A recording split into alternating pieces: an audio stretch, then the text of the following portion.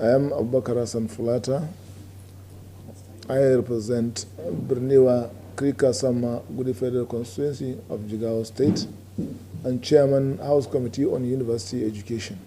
Our Oronsaye report is not a new report. It's been around since the days of former President Goodluck Jonathan. It was aimed at streamlining government operation. It was envisaged that a number of government institutions have the functions have been duplicated, and therefore there was the need to scrap or merge some of these institutions.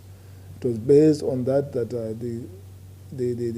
government of President Goodluck Jonathan set up the Oronsaye panel with a view to looking into areas of duplication and recommend as appropriate those agencies that will be merged, those agencies that will be completely scrapped, and so forth.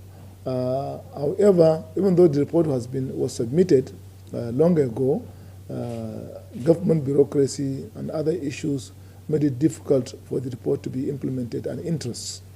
So it is only this time that the government of President Bola Ahmed Tinubu thought it wise to implement the report with a view to cutting the cost of governance.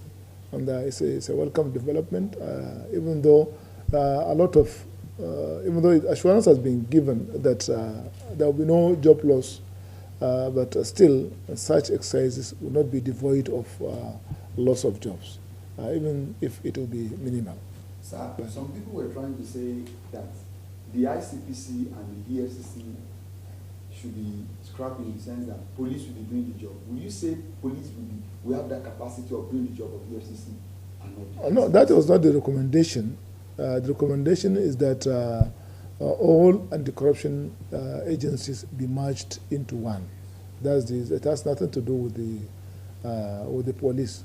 All the anti-corruption agencies should be merged into one, and that is what will be done.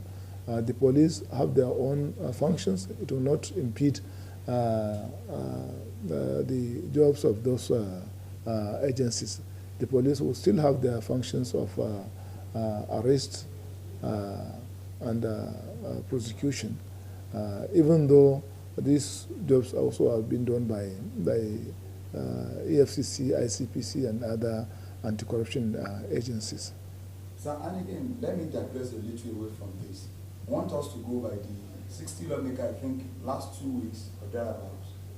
60 lawmakers came out of the chamber, sponsored a bill to move Nigeria from executive arms of government back to the parliamentary system.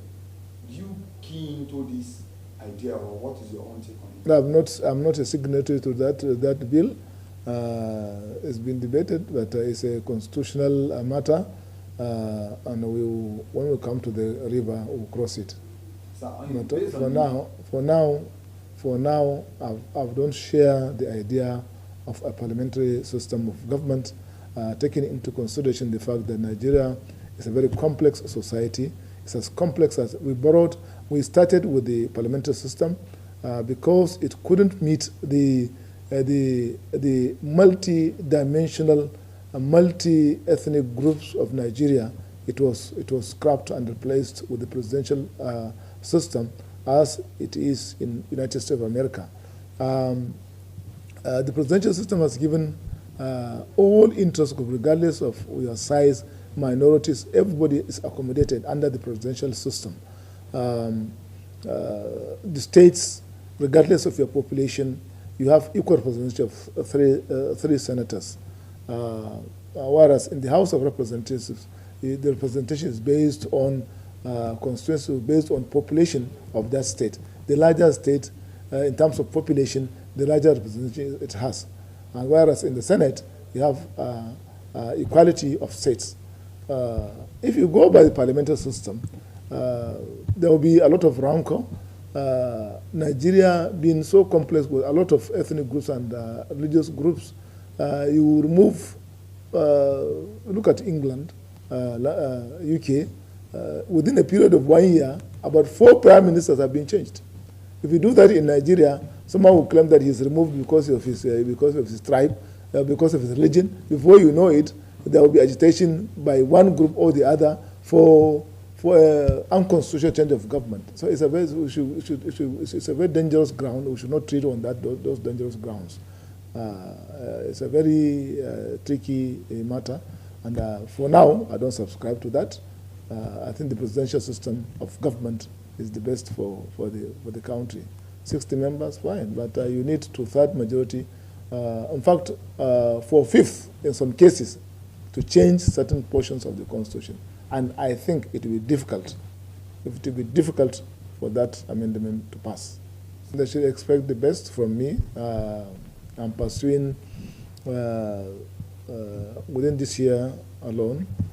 President Tinubu signed my bill for the creation of a Federal College of Education in my constituency. I'm pursuing its implementation and takeoff. I've also built a number of classrooms. I'm pursuing a lot of issues regarding irrigation farming for my constituency, building more classrooms in my constituency, providing water, potable drinking water for my constituency, road infrastructure, and so forth. Thank you, sir. Thank you. Thank you, sir. Thank you so much.